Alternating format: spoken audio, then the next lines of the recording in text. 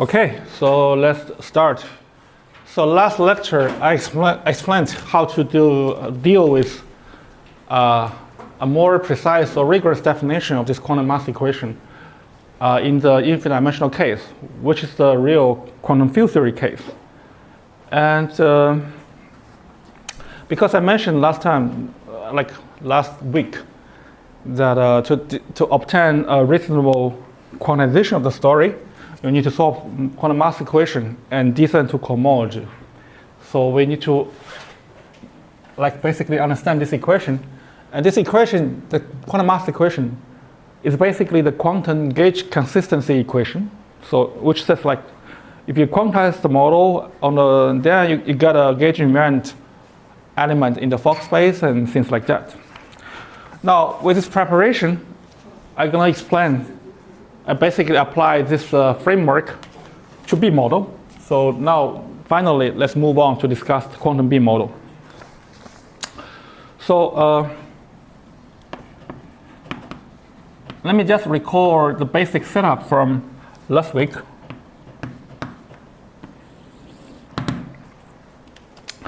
We have, in the B model, we have been working with, say, the space of field is given by, we call it S plus. Before, this is given by a polyvector field with a variable which is called is related to gravitational descendant. Actually, to be more precise, there's degree shift by 2. And now I also explained the corresponding shifted Poisson kernel, which allows us to write down precise meaning for classical mass equation. And I also show you what's the solution of the classical mass equation explicitly. And then we had the same problem. If you go from classical to quantum, you run into this renormalization issue. But anyway, let's write down the corresponding shifted Poisson kernel for the quantum mass for the mass equation. And remember, this one comes from the failure of the operator Q. Q is preserving the splitting. So this basically violates the splitting a little bit by the order t to the minus 1. So, and the failure is given by this kernel applied to delta function, and which is the distribution value of the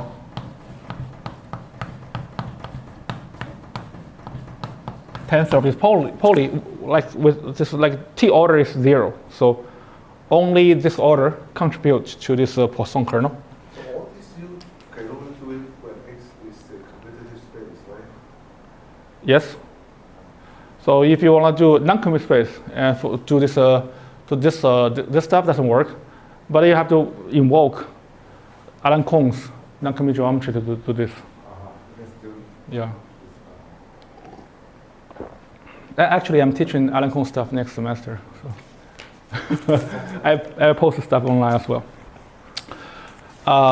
It's basically one of the motivation is to, as you said, on this non-commutative space, how to deal with this object. And you have to work with a system algebra essentially and things like that. Construct the trace, which is compatible with these operators, like this Hochschild and things like that. Do we have the renormalization? Yeah, so the renormalization basically is encoded in this system algebra. Yeah. I haven't gone there yet, so I still need to understand better his work. Not explicitly. Yeah. Some ideas around, but yeah. Okay, but anyway, this is the singular kernel, which this del is basically coming from here, and this is the violation of the splitting a little bit, so it only contains this factor. Now, the same issue, this one is Q closed, and we want to write down the quantum mass equation for this K naught, this kernel. Then we are running into trouble because it's a distribution. Then we do the same thing. We regularize this a little bit and try to remember the regularization. So at this step, like we choose a metric. Let's choose a Kähler metric. Of course, we assume this is Kähler. G on X. Now, with the help of the Kähler metric, you can write down a bunch of adjoint operators. For example, we have this adjoint of D bar.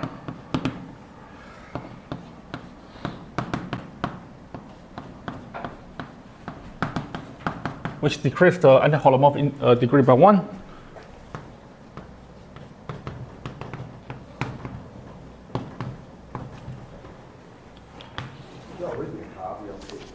Yeah, Calabi case. Okay, yeah, assume it's yeah, that's right. Yeah. Now, so then we can write down, for example, the Laplacian operator and hit operator and hit kernel essential. So let's call this object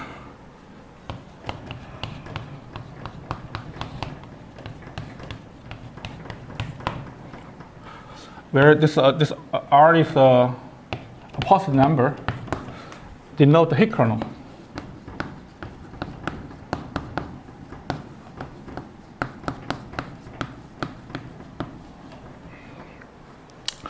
And for example, because we work with complex, so this hit kernel is the element. If you do convolution, I mean, it's exactly representing the integral kernel for this this operation. So e to the minus r del bar star. So this is like Laplacian, and when r is positive, this one has a kernel, smooth kernel. This one applied to alpha, and this is my precise notion of hit kernel. Like you trace in terms of second variable, and then you look at this expression basically. So this is an integral kernel for this operator with respect to the choice of the normalization is by this trace map. So you trace these two, you end up with like function on Ex1. So alpha is in PV, right? Alpha is a PV, yes. So the hit kernel is a distribution of. This is smooth. When R this is smooth, yeah. Smooth kernel, yeah. So this is smooth kernel. And so it's a smooth kernel on the product space. And you will take the integration for this factor with the other one. And that's the integral kernel. They can take the trace using the trace for the Calabi volume form. And you know such a thing exists. Yeah. And let's denote it by this symbol, this hit kernel. And so there's an obvious way to regularize this delta distribution, because we know, like for the hit kernel, when R is positive, it's a smooth kernel, but when R goes to 0 in the limit, this will approach the delta function distribution. So this is a very standard property of the hit kernel. So let's write it out explicitly. Let's call this one KR to be the same expression, but apply this one to the hit kernel.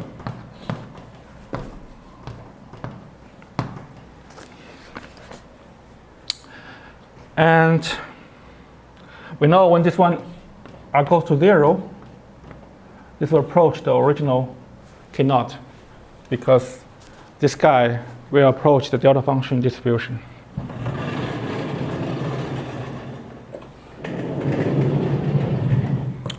Now let me show you how this data is all combined into like this chain homotopic regularization.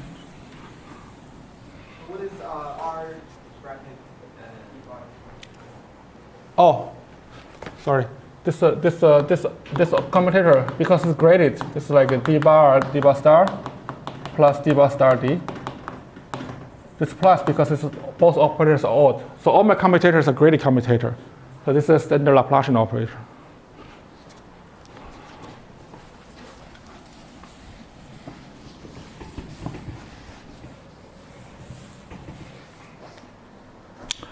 Okay. Now let me show you like how to write down a homotopy between these two. This is smooth, this is singular, and this is good, this is bad. So, but they're actually chain homotopic. So here's the proposition. So let's recognize the parametrics is given by the following. Integral from 0 to r, this d bar star del applied to the hit kernel, and you basically integrate. This is my parametrics, and the proposition is to show. This is also standard. Like now, original singular kernel is chain homotopic to the smooth kernel by this parametrics. So this can be used as an example, as one particular explicit way to recognize the kernel function. Let's prove it, because this is it's simple, but also illustrates some basic feature. So this kernel expression is the same if you can write down the corresponding operator expression. So this is a kernels for some kind of integral kernels for some operator. The corresponding operator, this is the integral kernel.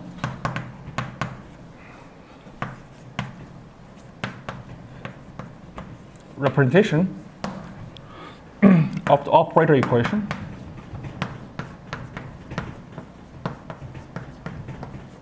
So this one operator, if you do the integration as an integral kernel, this operator represents the del operator. So this is like a delta function is the identity, so composed with del. So this is like a del operator. And here this is like a hit kernel composed with del operator.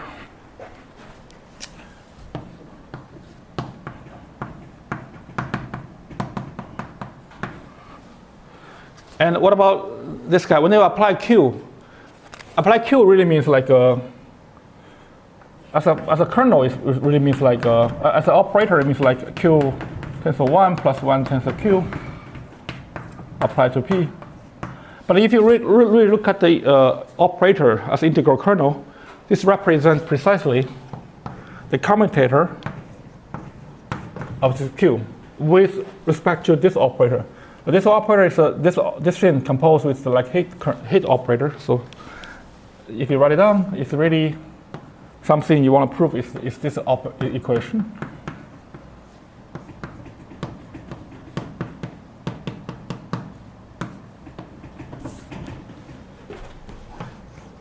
Now this is the kind of equation you want to prove, which is equivalent to the kernel equation in the proposition. Now it's sort of clear. I mean, it's like freshman calculus. You can integrate this object. And now our Q, the del bar plus T del. And we are working with scalar, so we have this property like commutator, gradient commutator, del bar del is 0, and the del bar star del is 0. This holds. So if you calculate the commutator of this one with this object, you only end up with like commutator of a gradient commutator of d bar with del bar star. This one is commutes with everything else. So you find like if you calculate this commutator of this equation,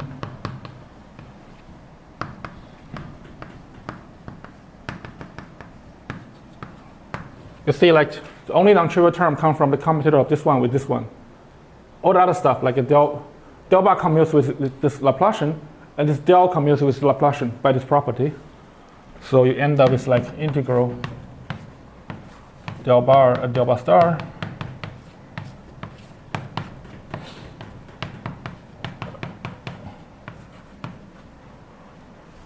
and then this can be integrated because it's like a derivative of d of u here.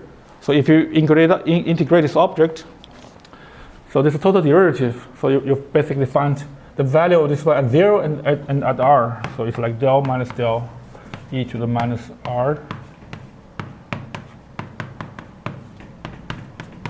So that's what we want. So you see these two kernels, the singular one and smooth one, they're chain homotopic precisely by this equation. So this is our parametrics. And we are basically in the same, now in the same framework as I just explained for this homotopic renormalization. Now we can write down the precise definition of quantum B model.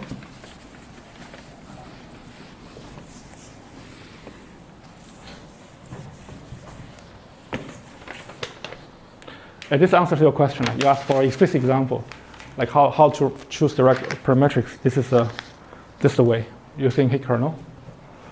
Now, so we have this one is like parametrics, and we have the renormalized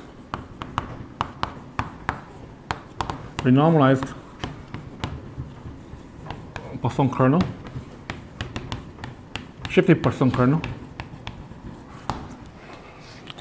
Now, where I need to use to explain the homotopy, like here you see, like I choose a positive number, you can write down the Higgs kernel, but this is where you choose a different time.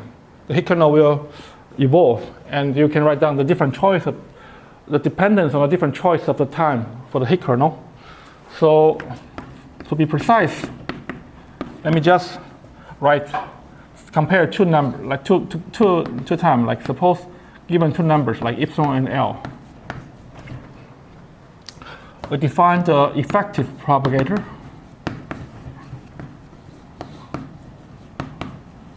This is really a chain homotopy. It's really the difference of the parametrics at different choice of the regularization integration from epsilon to L. Basically, it's this formula. Take the difference of these two, a different regularization.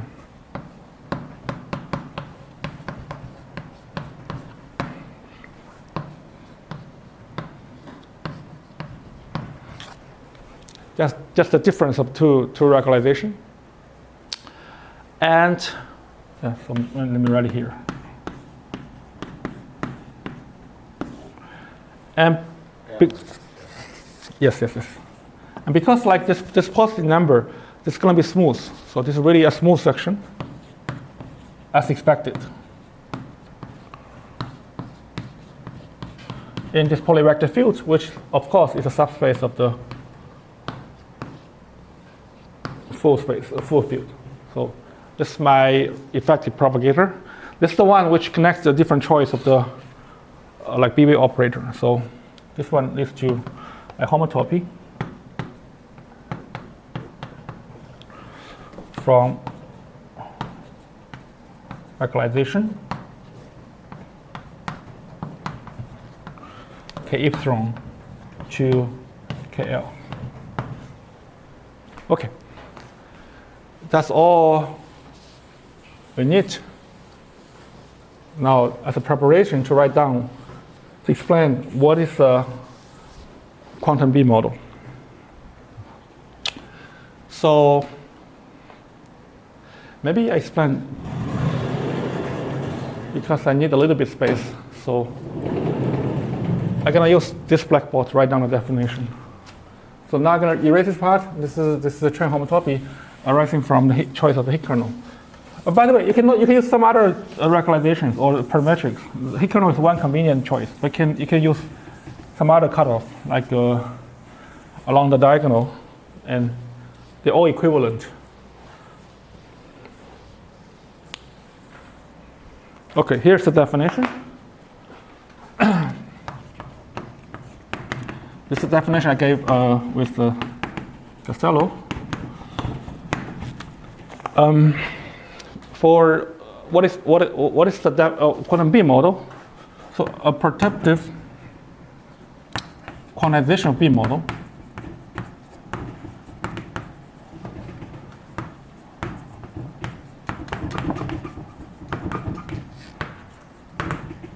or precisely this kind of BCOV theory I mentioned on X. Now, it's basically the same thing that I explained in the previous talk about a family of functionals or distributions, if you like. Let's call this one FL. And this has a generous sum.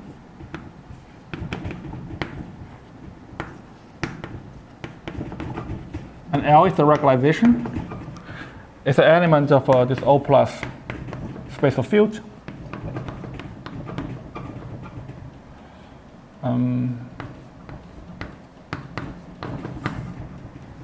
For each positive number,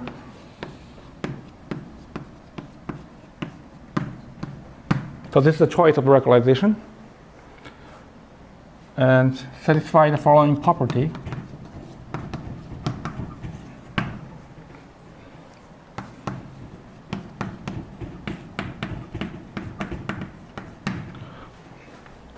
First, it's a renormalized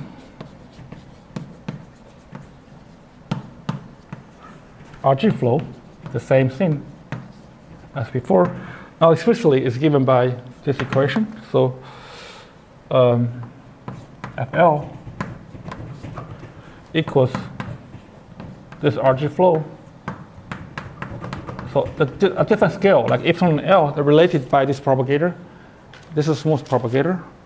Or if in terms of the like formal expressions like e to the f LOH bar equals e to the propagator using this epsilon L applied to a different scale. So that's the equation connecting different scale. Second, it's about renormalized quantum mass equation.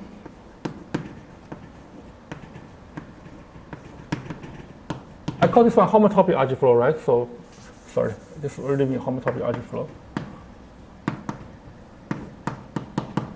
A renormalized quantum mass equation, which is like this equation.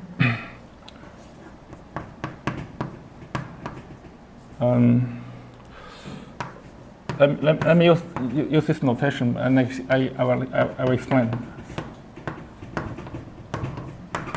So this delta L is the, I changed the notation, but this is one by contracting with the kernel KL. This is my definition of this delta L. And delta is the standard notion for BB operator, so that's why I changed to this notion. And third, some locality property.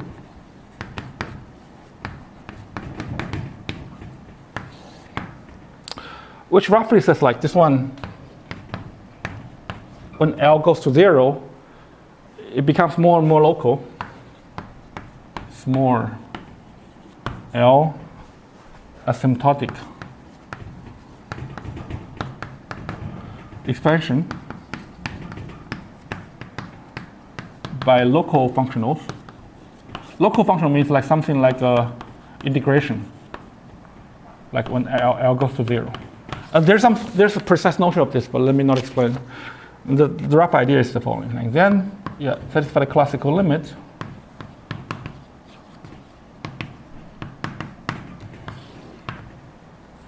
This one says that if you take the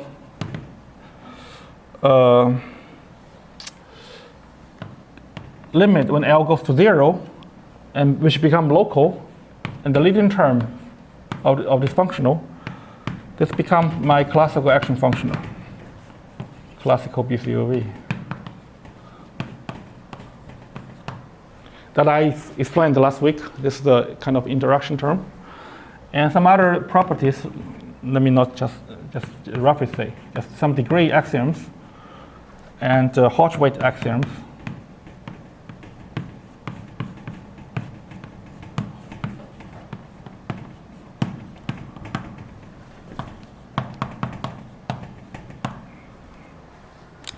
For example, like this is similar to the mirror A side. Like if you look at this Gormitian invariance, you have the same degree constraint. For example, this FG has Hodge weight.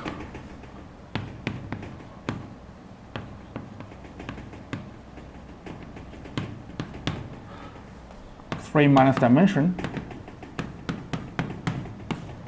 and G minus 1 for the Hodge weight, which is given by, like, say, for this object, like T to the M, something like that. This one has Hodge weight K plus M minus 1. So for this kind of insertion, and then in general for FG, the kind of insertion has the particular Hodge weight by this number. What's the FG? The FG is FGL. Oh yes, FGL, yes.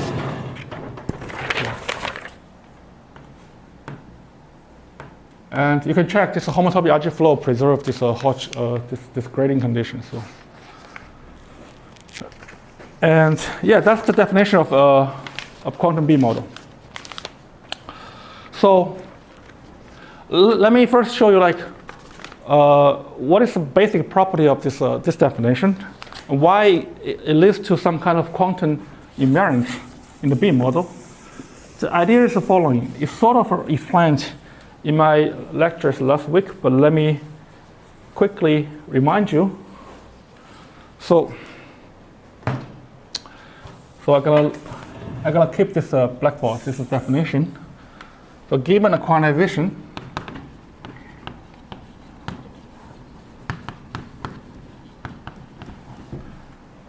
by the way, this is not unique. I do have examples which tells you different solutions of this quantization. Suppose I find this quantization, we can consider the so-called is IR limit, the infrared limit, which amounts to take the limit when L goes to infinity. So when L is very small, this is like a very local. This is a starting point, like ultraviolet. And when L goes to infinity, basically you integrate out both by this propagator. So you get some kind of effective theory in this in the so-called infrared point. Then this quantum mass equation, you see, like, this quantum mass equation reads like Q plus H bar delta L applied to this generating function is 0. Now you look at what is this operator. This delta L is given by contracting with the regularized BV kernel. And what is this one? This one actually is the kernel for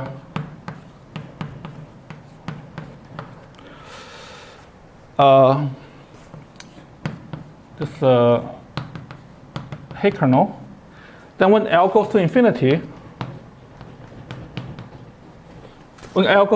this one becomes harmonic projection.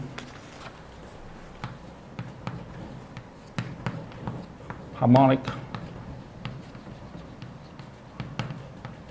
And we know that for a harmonic is annihilated by this operator as well. So equals 0. So when L goes to infinity, this BV operator degenerates. So this one says, like, we obtain a simple equation for F infinity.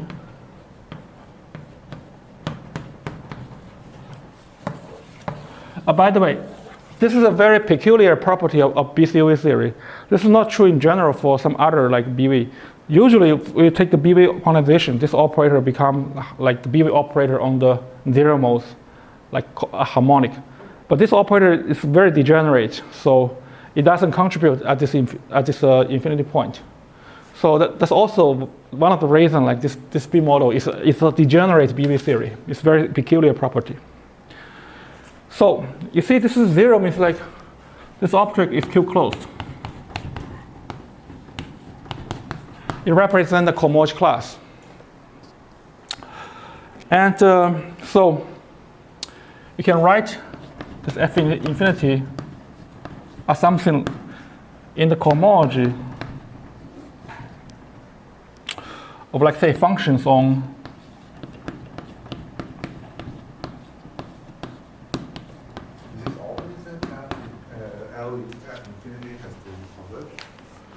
this one does.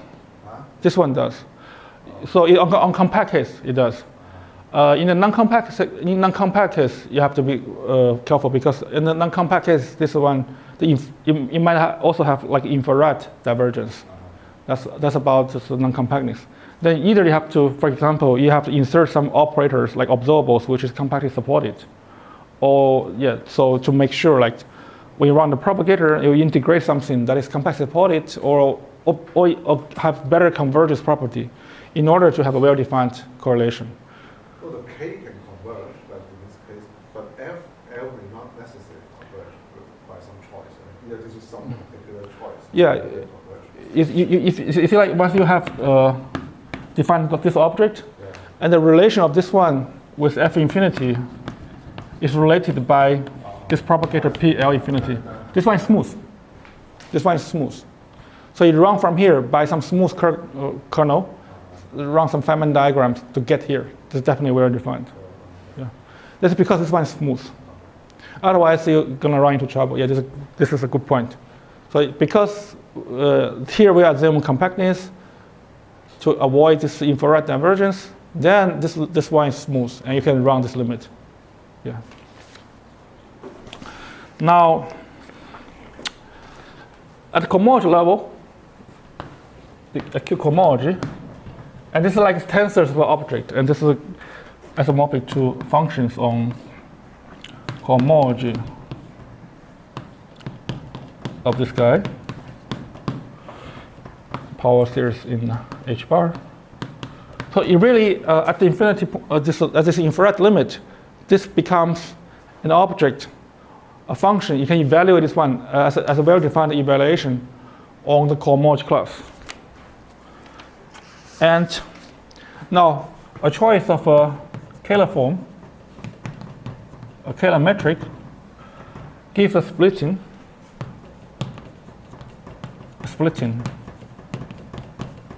of the Hodge filtration. Basically, by choosing the harmonics. So it's actually the complex conjugate splitting. Then this one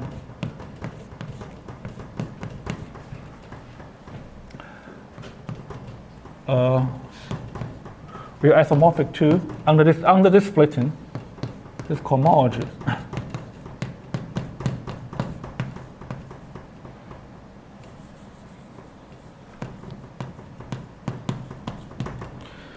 And then eventually, so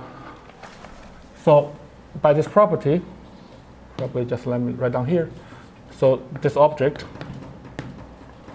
leads to, let's call this splitting L related to the metric, and this L and genus G.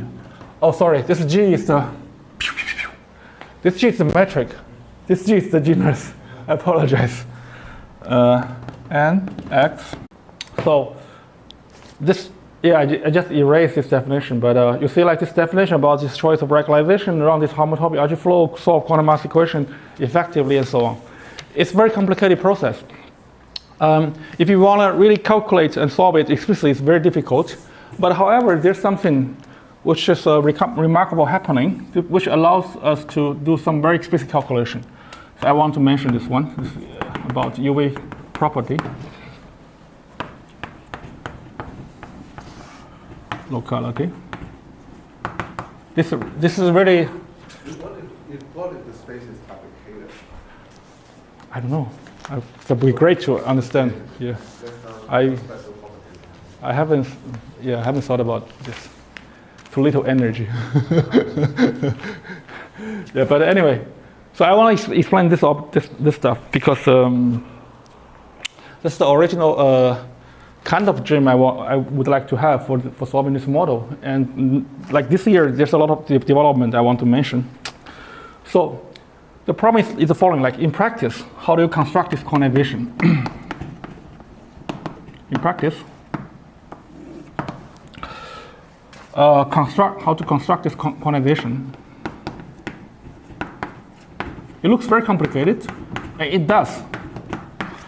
And that's one of the reasons this one becomes sort of like terrifying at some point, this definition. But let me just illustrate the basic idea, and I want to tell you something good news about the process. First, like you see, like start with the standard story goes as follows. You start with local functional, classical action. Just coming from the classical interaction.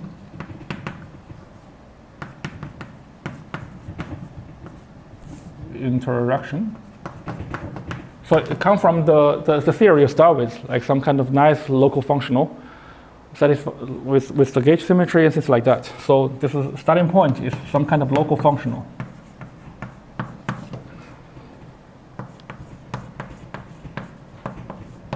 This notion means local functional. A local really means something like integration. Yeah, something like that. This is always you start with the starting point. Then, second step, you find so-called the trick of counter term, epsilon dependent.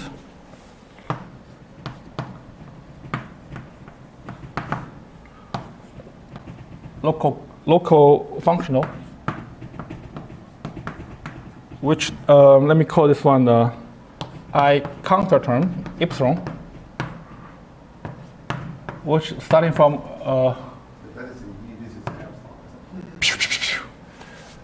that's right. But it's going to be the same epsilon later. Okay, so let me still use the notion here. Yeah, this is E. You call this is E. Yeah. No, this is E up there, right up there. Where? Ah, this one. Okay. Local bigger. Yes. Epsilon. Yes. Better. Epsilon. Yeah. It's again local functional starting with one loop. There's no issue at genus 0 level, tree level. There's no issue for that. The issue starts from one loop. And in such a way, such that the following limit exists. So the definition limit epsilon goes to 0, e to the h bar. Your original action plus this counter term exists. So this is like if you use this one as a propagator to write down this Feynman rules, because this one is singular when epsilon goes to 0. So usually you will discover singularity. Then you can always add into some counter terms, local counter terms, in such a way that the singularity is cancelled out, and in this limit. And this is like what the physicists always do, so-called the trick of counter term. And this is again very complicated, but we won't need that later. But this is a standard process of solving this quantization problem. So once you can find this counter term, then this family, constructed family, will satisfy the homotopy RG flow automatically. Because if you run from L1 to different L's, they differ by some smooth kernels, and this process is going to be the same. So this is the way you solve homotopy RG flow. However, but this one may not solve quantum mass equation, and in general, you may not be able to solve it. So you want to find further correction term to solve quantum mass equation. And this step may be obstructed. It's like a deformation theory. You might find some obstruction. May be obstructed.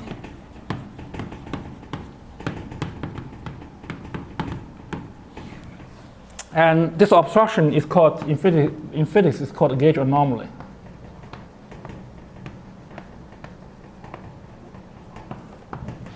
And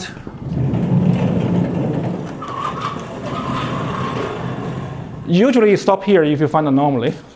And so if you for a successful quantization program, you hope this anomaly, if there's no anomaly, then you can solve it and things like that. But this anomaly somehow, if this exists, is intrinsic.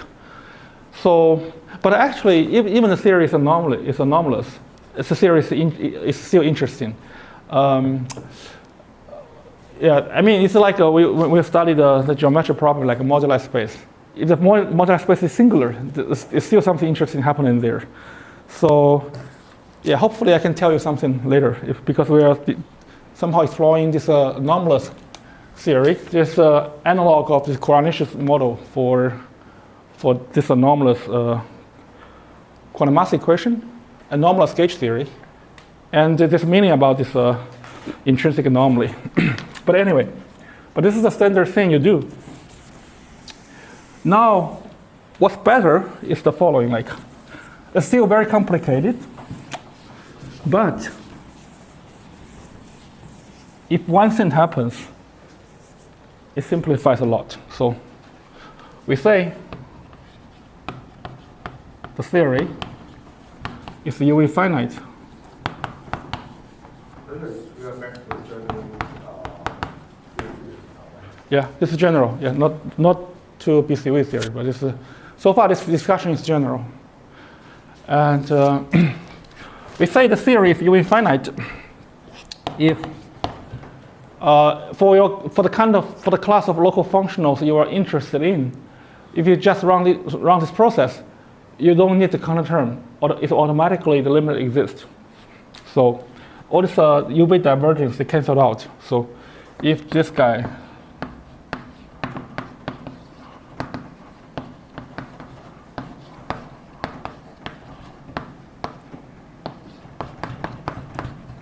exists for the class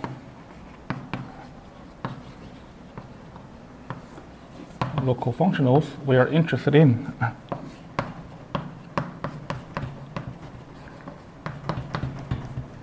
Question.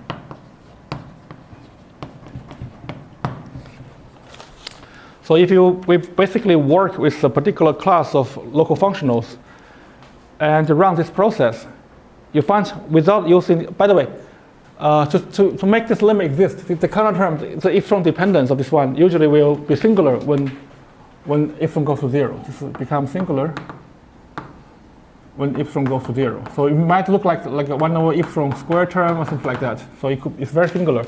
And because of this divergence property that I canceled out this divergence from the Feynman rules to make sure to have a limit.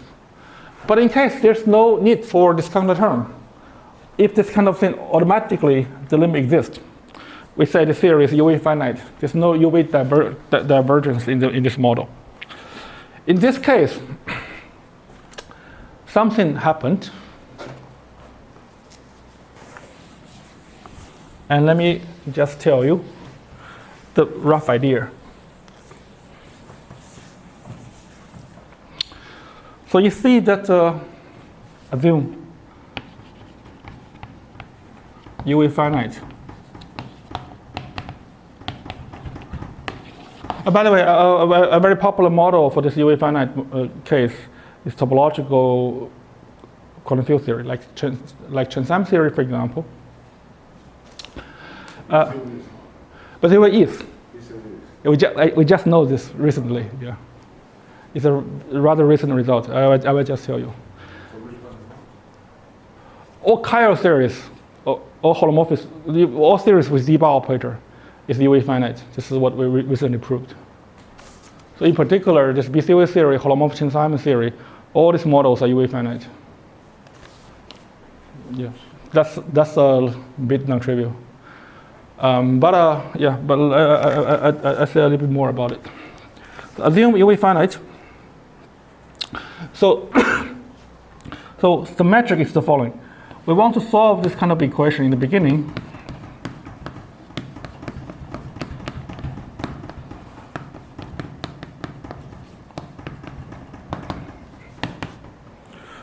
This is the kind of equation where we want to solve the quantum mass equation in the beginning. So EL defined.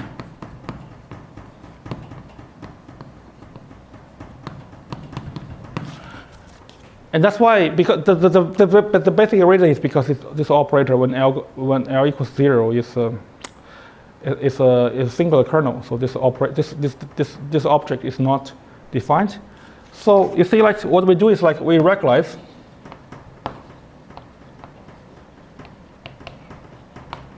to something like that.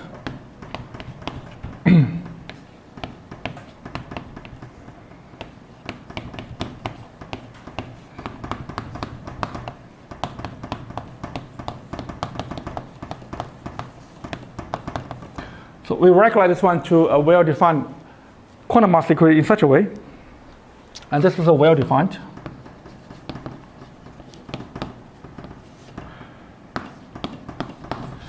And the way we somehow to write down this equation, basically to solve this kind of object, like find counterterms, etc., to find something to satisfy the homotopy RG flow, then you can consistently write down this equation. However, if the series is UV finite, you don't need this counterterm. A metric is the following: like you can turn this one back in the limit, and when L goes to 0, turn back. But you see, like because you see the original equation now without any kind of counterterm is well defined, and this equation is well defined. It means like this must have some meaning.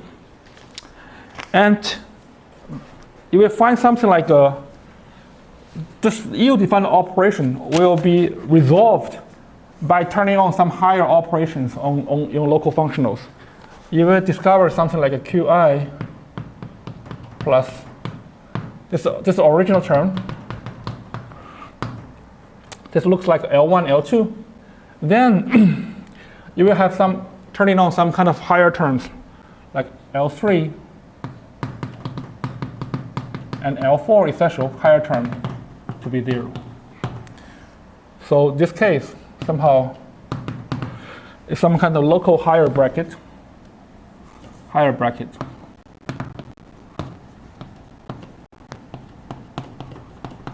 for local functionals.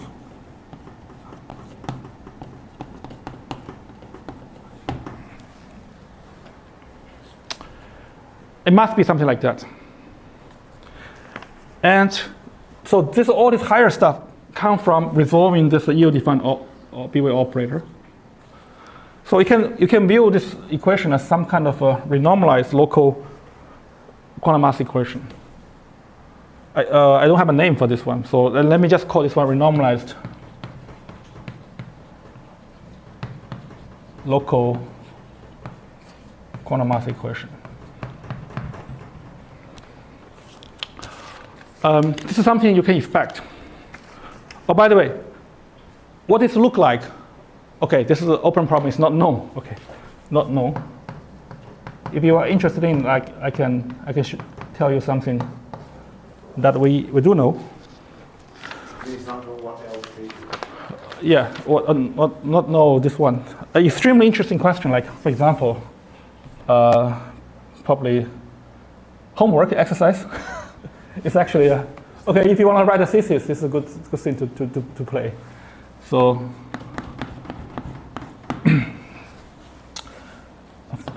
holomorphic Chern-Simons theory. It's an extremely interesting example.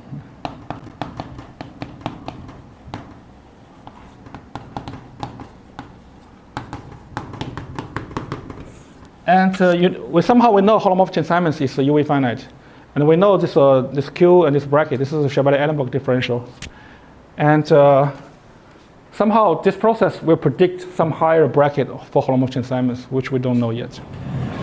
And whatever this one is, this higher bracket for holomorphic Chern-Simons will be related to tell you something about the anomaly, because we know this one is anomalous. And anomaly, I think, is given by the second Chern character. So this must be related to the Chern character, which we don't know what this one is so far. So this is a quite interesting question. So, but let me tell you something we do know. So this happens when you have the theory which is UV finite. Then you are able to predict some local expressions.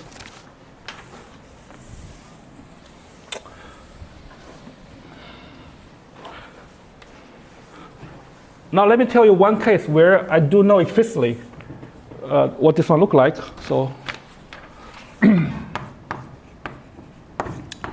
theorem. 2D chiral theory.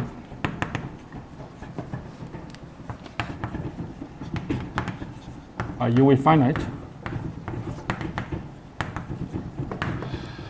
It's like related to the d-bar operator, and the action functional are as those which contains only holomorphic derivatives, this chiral theory.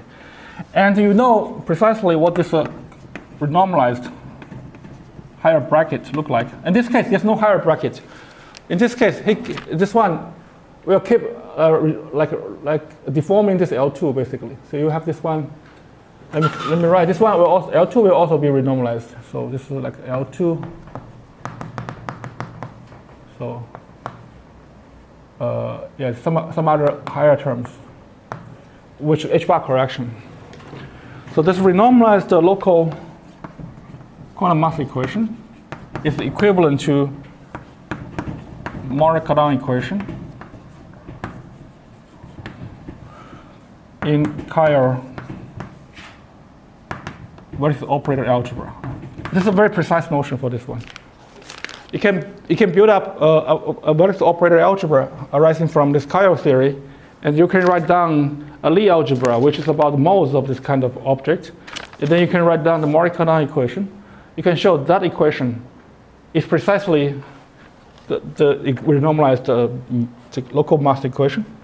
So basically, this classical mass equation look like some kind of some local expressions like that. So it's like a bracket. And this equation look like, this is classical. After you renormalize, and there's a way to compute the OPE, or this kind of object. And you can write down a precise formula about this data. Or if you are interested in this, the reference of this work is vortex algebras and quantum mass equation.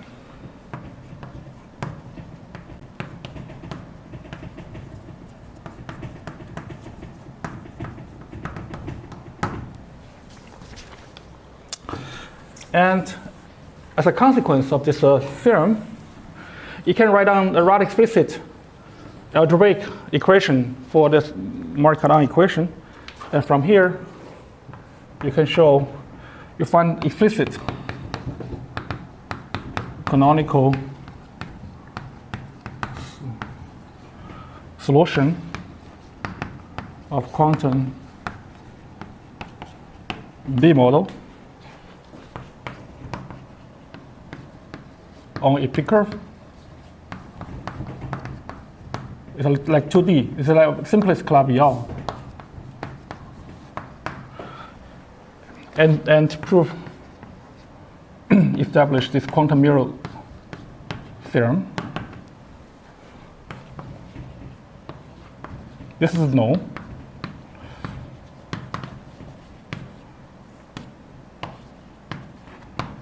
So with the help of this equation, you can solve this algebraically, and then you can solve this quantum mirror symmetry example for this case. And you can actually. It's chiral, yeah. All the BCOV theory is a chiral theory, basically. You have a d-bar there, yeah. And now, by the way, this is also in this reference if you are interested in. So the Racine theorem in preparation given by higher genus, yeah. All genus and all correlations. It's a completely known, yeah. In the categorical calculation, they can calculate the genus 1 for 1 point insertion. But this theorem is for all insertions, all genus, everything. It's a full quantum theorem. Now, recently, it's a work by Minhao Wang and Junrong Yan. They showed actually something remarkable, like chiral theory And this is for 2D, but the Caillard theory for any dimension.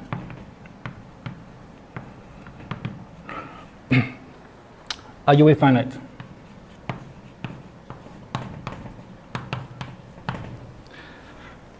And in particular, this will imply, like BCOV theory, holomorphic Chern-Simons are UV finite. This is a direct consequence of this one. So this implies the quantum B model,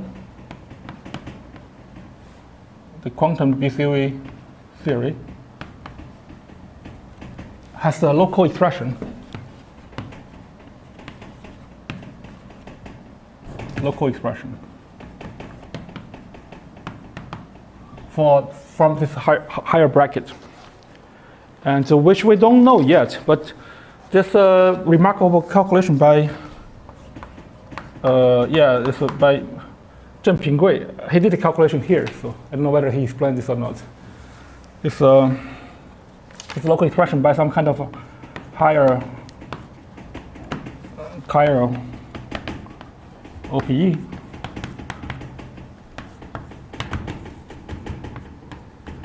It did some remarkable calculation last semester, and to get some formulas. I think this can be used to calculate this guy and some other models. Well, might be very interesting. So, but anyway, so that's something you can try to play with. Yeah.